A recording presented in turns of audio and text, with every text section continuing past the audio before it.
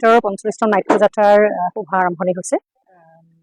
কমলপুৰ সমষ্টিৰ সন্মানীয় বিধায়ক মহোদয়ে আজিৰ অনুষ্ঠান উদ্বোধন কৰিলে কৃষ্ণদেৱৰ উপস্থিতিত আৰু বাকী শুভাকাংক্ষী ৰাইজৰ উপস্থিতিত, বান্দাকেটাবাসী স্থানীয় ৰাইজৰ উপস্থিতিত এটাই আশীৰ্বাদ কৰিব, প্ৰতি বছৰে আবাহনৰ যিটো শিখৰমুখী যাত্ৰা কৃষ্ণদেৱে আৰম্ভ কৰা, সেই যাত্ৰা যাতে অব্যাহত থাকে। 3খন নাটক লৈ আমি এইবাৰ দৰ্শকৰ ওচৰলৈ ওলাই যাম। মইনা কুশলে আছেনে তই, মেডাম মেনকা আৰু লেডি মেকবেথ। তিনিওখনৰ ৰসটো পৃথক পৃথক নাটকৰ ৰস।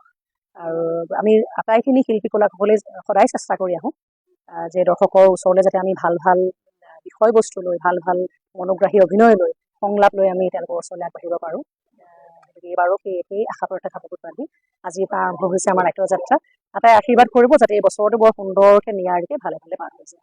এইবাৰ মই অকণমান আগতে ক'লোৱে যে এখন নাটক মইনা কুশলে আছে নাটক খুব এখন সংবেদনশীল, যিখন আমাৰ প্ৰথম নিশাৰ নাটকখনৰ এটা বিশেষত্ব থাকে, প্ৰতি বছৰে আবাহনত কৰি আহিছোঁ তেনেধৰণে আমি সেইটো ফ্লেভাৰৰ এখন নাটক মইনা কুশলে আছে নাটক। মেডাম মেনকা নামৰ এখন নাটক আছে, কমাৰ্চিয়েল যিখন দ্বিতীয় নিশাৰ নাটক, তাত অলপ বেলেগ বেলেগ ৰূপত দেখিবলৈ পাব।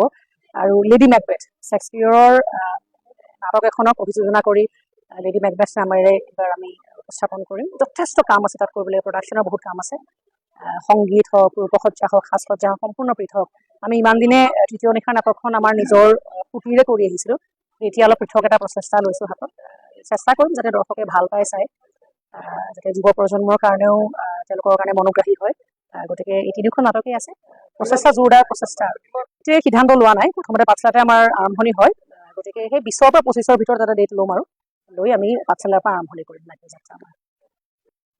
আবাহন থিয়েটাৰৰ এই ৪৫টা বছৰীয়া এক দীৰ্ঘদিনীয়া যাত্ৰাৰ এই আখৰা মুকলি অভিযানত অনুষ্ঠানত মই আজি উপস্থিত থাকিবলৈ পাই সঁচাকৈ গৌৰৱ অনুভৱ কৰিছোঁ।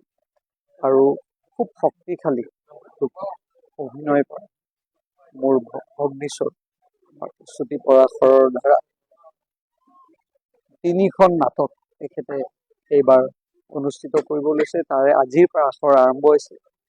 প্ৰভুৰ ওচৰত প্ৰাৰ্থনা কৰিছোঁ যাতে তেখেতসকলে বিচৰা ধৰণে, যোৱা বছৰ যি ধৰণে তেখেতসকলে শক্তিশালী ৰূপত অসমৰ সাংস্কৃতিক জগতত এক বিশেষ ভূমিকা পালন কৰিছিল, এইবাৰো যাতে এই ভূমিকা পালন কৰে, তাৰে কামনাৰে আজি এই অনুষ্ঠানটোত থাকিবলৈ পাই সঁচাকৈ গৌৰৱ অনুভৱ কৰিছোঁ। আৰু প্ৰভুৰ ওচৰত প্ৰাৰ্থনা কৰিছোঁ যাতে সৰ্বাংগ সুন্দৰ হৈ এই থিয়েটাৰ জনগোষ্ঠী যাতে সাংস্কৃতিক জগতত জিলিকি